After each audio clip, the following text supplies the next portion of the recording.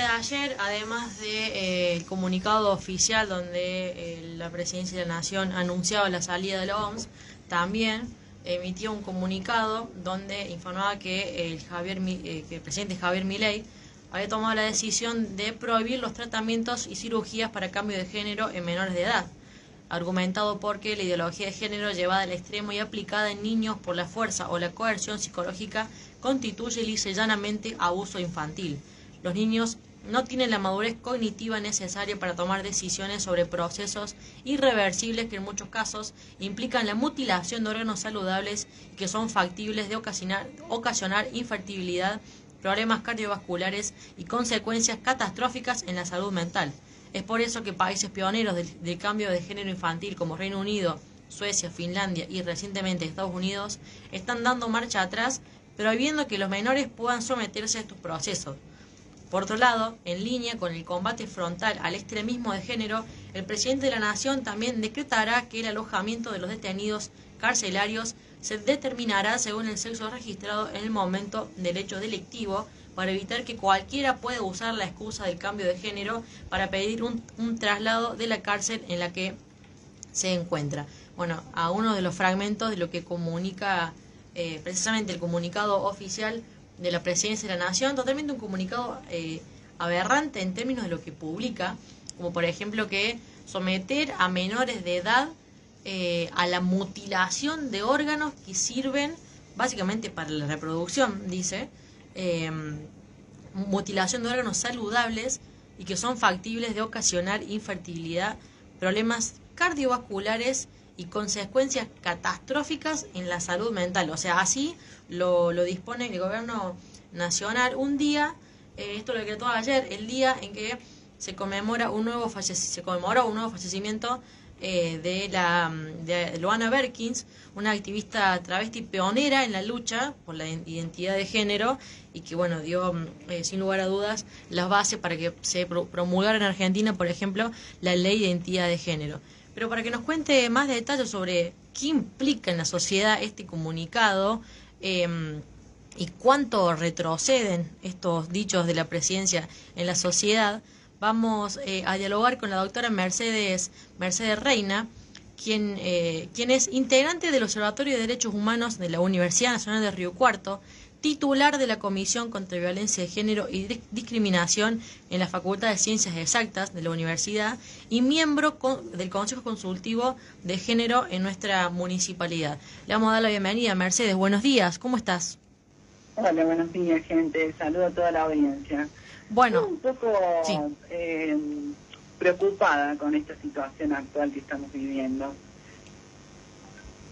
Es totalmente aberrante y preocupante, como decís vos, lo que viene diciendo el presidente y todo el arco político oficialista en términos de género. Ahora quisieron derogar la ley de identidad de género, por ejemplo, pero ahora en vez de derogarla empiezan a modificar dicha ley, que por ejemplo en uno de sus el comunicado dice que no se puede, por ejemplo, hacer operaciones en menores de 18 años, que eso no está habilitado aún, pero sí estaba habilitada la hormonización. ¿Qué implica este comunicado?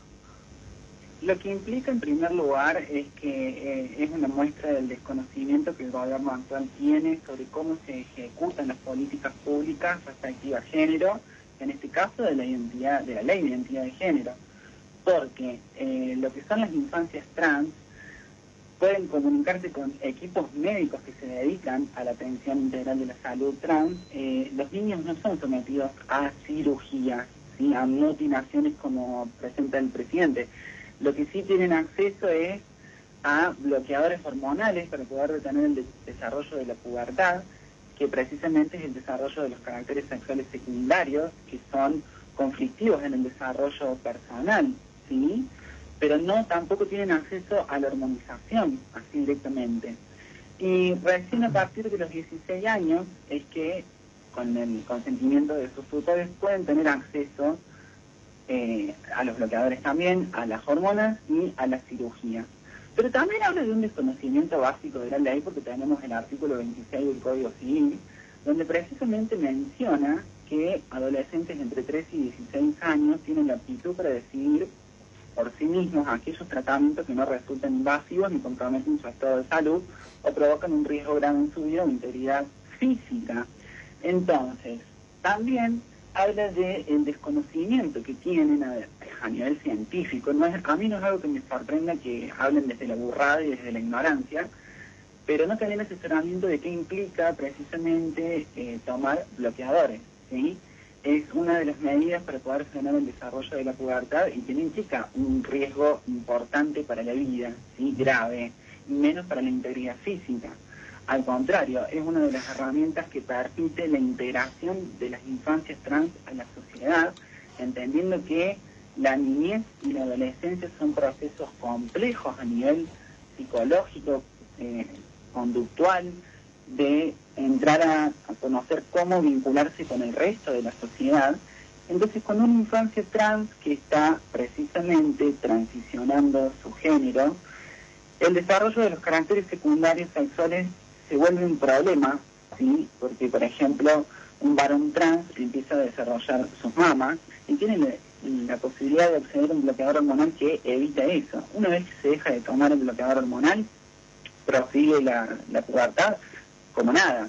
Entonces ahí recién se puede intervenir con la terapia de reemplazo hormonal. Pero no es que la gente anda activamente hormonando niños y mutilando genitales y órganos como lo plantean. A mí lo que más me preocupa de todo este dicho es la fijación que tiene el Ejecutivo y todo su equipo de gobierno con respecto a las infancias. Me preocupa muchísimo, porque fíjense que precisamente vos mencionabas que querían derogar la ley de identidad de género. Después de la marcha del sábado pasado se dieron cuenta que toda la comunidad vamos a dar la lucha de frente y no le vamos a tener miedo, no le tenemos miedo directamente, así lo digo. Entonces hacen foco sobre las infancias. Y recordemos que en campaña electoral precisamente comparaba el señor presidente al Estado como un pedófilo que entraba a un jardín de infantes con niños envaselinados y encadenados. Entonces, a mí me hace muchísimo ruido. ¿Por qué tanto ímpetu en meterse a involucrarse con las infancias? Que aparte se meten quitándoles derechos, que eso también implica no reconocer la individualidad de la persona, que va también en contra con los principios del liberalismo que en algún momento ha dicho, el respeto irrestricto del proyecto de vida del prójimo, ¿no? Y la defensa del derecho, por ejemplo, a la propiedad, que según sus conceptos el cuerpo de uno es propiedad privada. La defensa del derecho a la vida y a la libertad. O sea, tampoco está respetando sus propias palabras. Y utiliza las facultades delegadas por el Congreso hasta junio de este año, precisamente para meterse con minorías sociales, que por minoría no es que seamos pocos, sino que tenemos poco poder de representabilidad en el Estado. Por eso somos una comunidad que precisamente habitamos la calle y la vamos a seguir habitando en defensa de todo esto. Acá hay un problema de base que es no comprender lo que es una infancia, no comprender lo que es una infancia trans, y no comprender lo que significa el acompañamiento, no solamente de esa infancia, sino de esos padres, de esos núcleos familiares, y que nosotros, las diversidades, sí lo hacemos, sí acompañamos, con amor, con cariño, con contención. Entonces, bueno, lo de ayer fue un golpe bajo que dio el gobierno, triste para mí, porque meterse con las infancias es de una bajeza terrible, y con argumentos que yo quisiera conocer, que en ese decreto que tanto promulgan, que ya va a salir, ¿cuáles son las bases científicas? Que me cite artículos científicos donde precisamente yo como científica pueda decir que está avalado su posicionamiento. Lo único que hay es un comunicado oficial con un conjunto de palabras que salió Adorni a decir en prensa, y bueno, ¿cuál es la fuente verídica de todo esto? No está, no existe. Sí, además en un contexto, en un momento donde está comprobado por diferentes profesionales en términos de psicología, por ejemplo, o ginecología, donde respetar el proyecto de vida de las infancias y las adolescencias que están atravesando por un proceso de cambio, podemos decir, de cambio de género o de lo que es más cercano a su identidad y lo que quieren ser en el hoy y en el día de mañana, es clave para transitar toda su vida y no cargar con un peso que llegara, digamos, a la adultez de forma diferente. Digamos, lo digo porque tengo conocimiento de casos de haber tratado con infancias que nos dicen, bueno, no, yo quiero esto y voy a hacerlo, ¿no? Digamos, sin tener en cuenta lo que diga el presidente, la familia. Cuando se respeta el proyecto de vida de las infancias y las adolescencias, básicamente le estamos ayudando a transitar una vida saludable. Y esto lo que apunta es básicamente a que las infancias no tengan un trayecto de vida feliz. Exactamente, no tengan tampoco un desarrollo de un proyecto de vida en el cual se puedan insertar en una sociedad y que los respete, que puedan convertirse en sujetos de derecho. No respetan la infancia como sí, como tampoco respetan los acuerdos internacionales que tenemos respecto a este cuidado integral de las infancias que tanto mencionan en el comunicado oficial. Y esto de la retirada de la Organización Mundial de la Salud no es nada inocente. A ver, tengamos en cuenta que no hace muchos años la Organización Mundial de la Salud precisamente quitó del Código de Enfermedades Psiquiátricas a la transexualidad. Entonces, hagamos esa lectura también. Y esa lectura la podemos acompañar con que irse de la Organización Mundial de la Salud implica también no recibir sanciones por parte de la Organización Mundial de la Salud como de los países miembros respecto a no cumplir los tratados preexistentes, los pactos ya acordados, las discusiones ya llevadas a cabo con anterioridad. No es inocente. Tengamos en cuenta también que se desfinanció la ley integral de VIH, hepatitis virales y tuberculosis, que si uno lo lee y piensa, esto está dedicado o abocado a adultos. No, también están incluidas ahí las infancias. Entonces, ¿qué infancia quiere proteger cuando no le está brindando salud, cuando no le está brindando educación, cuando no le está brindando alimentos? Recordemos el hecho que ocurrió con el señor Petovelo, donde tenían retenido alimentos, teniendo situaciones de niños ya en condiciones de inanición, ¿sí?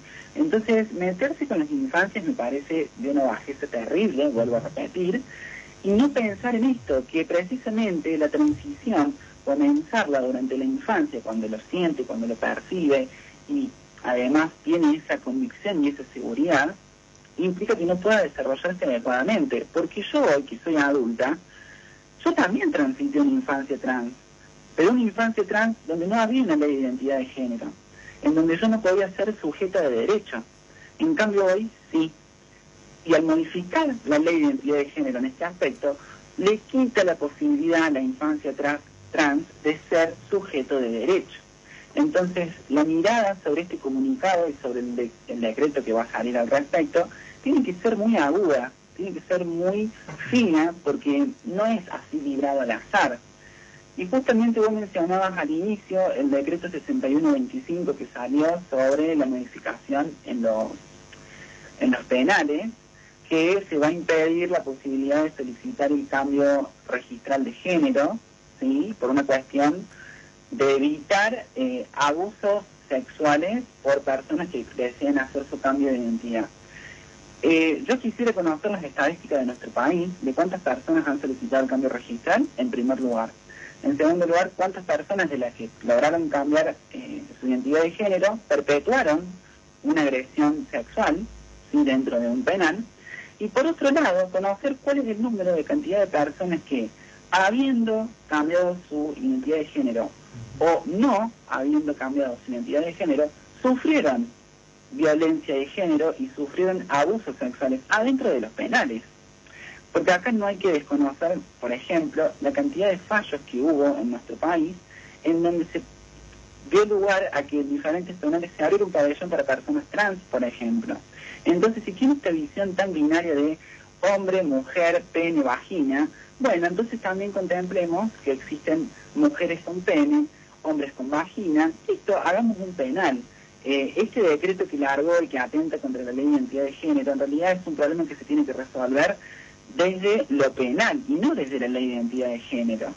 No sé si me explico, pero vayamos haciendo la lectura concatenada de cada uno de los comunicados y de este DNU. Van con un discurso arengando la masa que los ha votado, que al día de hoy le sostiene el voto, por una cuestión de que, bueno, para el bolsillo me sirve. Entonces les da de comer con discursos de odio, ¿sí?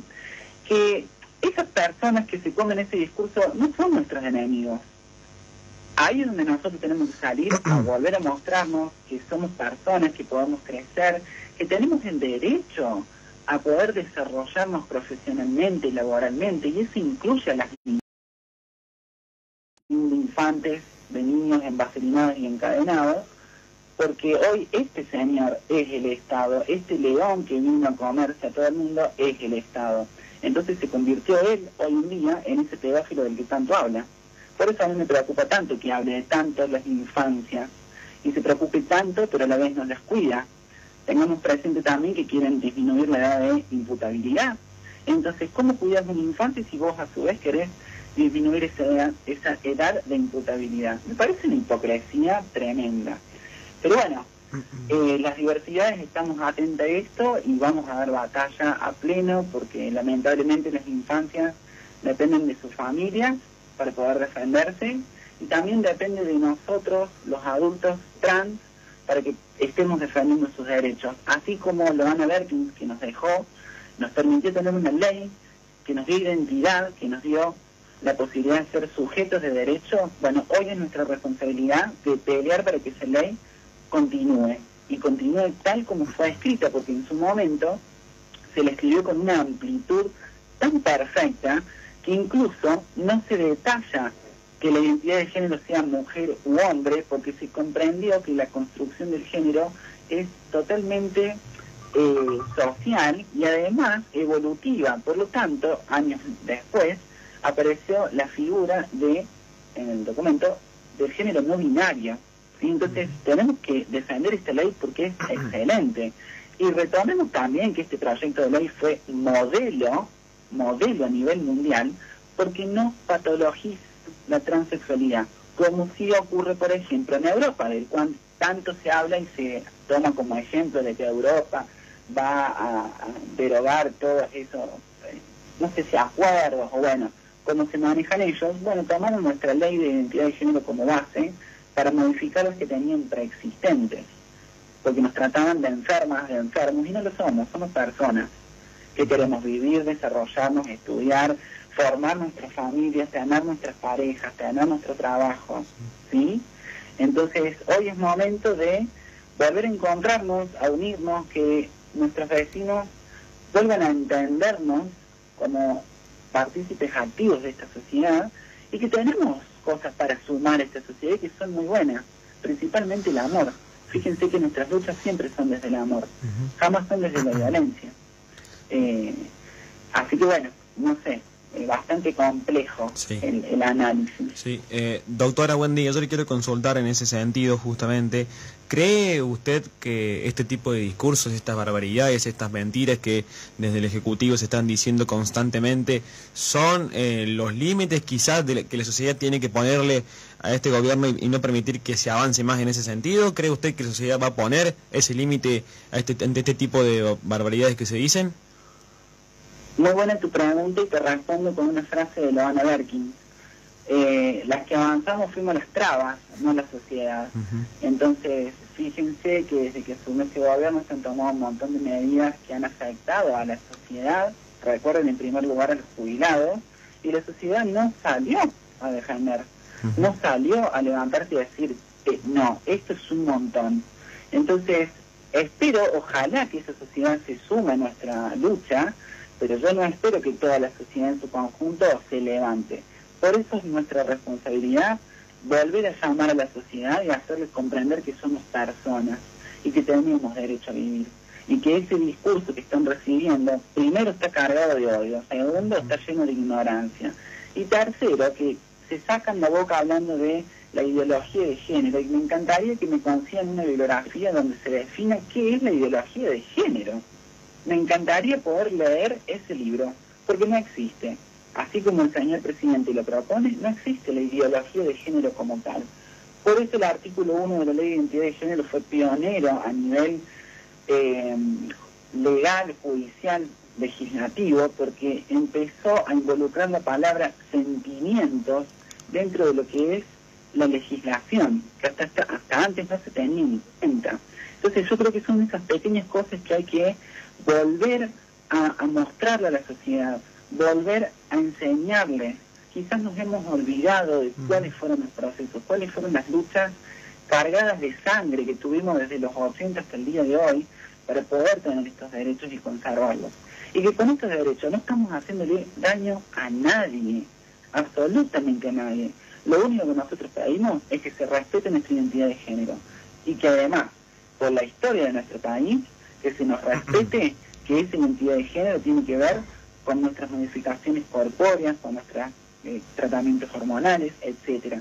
Y vienen que tienen un discurso de que si vos querés percibirte, no sé, elefante, sea un elefante, pero ¿por qué lo haces con mi plata? Bueno, tiene que ver precisamente con el hecho de que nuestra comunidad nunca, jamás ha sido reconocida y protegida por la sociedad. Entonces un reclamo hacia la sociedad y hacia el Estado de que el día de hoy nos respeten, nos acompañen en nuestra atención integral de salud.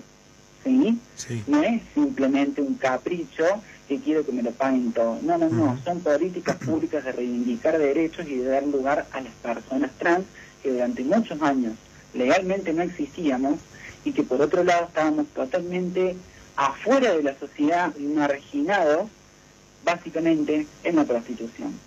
Bueno, gracias a las pioneras de la Ley de Identidad de Género, hoy existimos mujeres trans, hombres trans, personas no binarias, que pudimos estudiar, que tenemos acceso a la educación, que tenemos acceso a la salud, ¿sí? Entonces, volver a mostrar esto a la sociedad. Esa ley abrió un camino para el crecimiento de un montón de personas que no lo podrían haber hecho de otro modo. Entonces, derogar esta ley es un error garrafal. Y para mí es un trastabilleo terrible que el gobierno se meta precisamente con nuestra comunidad, porque somos una cantidad de personas enorme que tenemos en nuestro haber la lucha, ¿sí? Somos personas aguerridas, tenemos el cuero de la piel duro, porque todo el tiempo tenemos que estar validando nuestra identidad, validando nuestros derechos y haciéndonos defender. Para mí fue un error terrible el que cometió. Meterse con la comunidad básicamente fue haber cometido un error de trastabilleo que va a llevar a un conflicto bastante grande. Y espero que la sociedad se sume entendiendo desde dónde se lucha, desde el amor. Para ir finalizando, doctor, y ya agradeciéndole mucho los minutos brindados, ¿creen que esto es un límite para el gobierno, por ejemplo, la marcha que se dio el 1 de febrero a nivel nacional, o creen que puede seguir avanzando y hacia dónde creen que podría seguir avanzando? No, en realidad la marcha fue meter el dedo en la herida que tiene abierta de que le duele de que existamos, porque para el gobierno somos peligrosas y peligrosos porque somos libres. Precisamente tenemos un proyecto de vida basado en la libertad. Entonces, nosotros les damos miedo al gobierno. Por eso su respuesta también es precisamente con ese comunicado oficial. Es un golpe bajo, lo vuelvo a repetir, porque se piensan que con esto vamos a tener miedo y nos vamos a quedar callados, calladas. No, al contrario, vamos a salir más aguerridas que nunca al frente y le vamos a dar batalla desde lo judicial, le vamos a dar batalla desde la calle, le vamos a dar batalla desde la salud, desde la educación, porque por suerte de a poco fuimos habitando diferentes lugares. Entonces cada una de las personas que pertenecemos a la comunidad tenemos el deber hoy en día de hacer valer nuestros derechos y defendernos. Así que no creo que logren avanzar con esto, y cuando intenten hacerlo nos van a tener ahí en la calle luchando y peleando codo a codo, porque nosotros y nosotras sí nos importan las infancias y queremos que sean libres y queremos que puedan crecer sanos, saludables en un entorno comprensivo, sí, que sea de amor, de cariño y de contención. Doctora, le agradecemos muchísimo por el análisis impecable que nos brinda, y bueno, estaremos en contacto espero para que sean por buenas noticias y no para seguir dialogando del amedrentamiento constante que hace el gobierno nacional sobre las mal llamadas minorías. Así que te agradecemos muchísimo este contacto y que tenga una buena jornada. Muchísimas gracias a ustedes por el espacio, un saludo a toda la audiencia y espero que mi mensaje de amor y cariño toque varios corazones en este momento. Esperemos que así sea. Grande. Abrazo gigante. Ahí pasaba la doctora Mercedes Reina, quien es integrante del Observatorio de Derechos Humanos de la Universidad, también titular de la Comisión contra Violencia de Género y Discriminación en la Facultad de Ciencias Exactas de la Universidad y miembro del Consejo Consultivo de Género en la Municipalidad de Río Cuarto. Nombramos todos los espacios donde integra la doctora Mercedes Reina, porque es como ella mencionaba, las mal llamadas minorías que no tienen, o sea, le llaman minorías porque no tienen representación o tanta representación política, por ejemplo, en los ámbitos de gobierno, pero sí son muchos y muchísimas a nivel militancia política, sobre todo en las calles, que es donde ahí han conseguido la mayoría de los derechos. Bueno, o sea que hoy gozan también una multitud de personas. Decimos la cantidad de espacio que ocupa porque no es algo normal, lamentablemente, que eso ocurra, y con estos discursos de odio y amedrentamiento que hace el gobierno nacional hacia la comunidad en general, lo que genera es que estos espacios se cierren cada vez más. Entonces lo que tenemos que lograr es que haya una apertura constante hacia toda la comunidad, porque, por ejemplo, como sucede con el cupo laboral trans, que no debería ser cupo, porque ¿por qué no permitirle a una persona con cambio de género trabajar en un lugar como podemos hacer todos y todas? Bueno, son cuestiones en las cuales la sociedad todavía se debe el debate y debemos seguir dialogando con nuestros pares, y sobre todo en ámbitos políticos, por ejemplo, como el Congreso, para poder seguir avanzando en políticas públicas que ayuden y que hagan establecer y permanecer los derechos conseguidos por toda la comunidad trans. Así que así pasaba Mercedes Reina en la mañana, así son las cosas.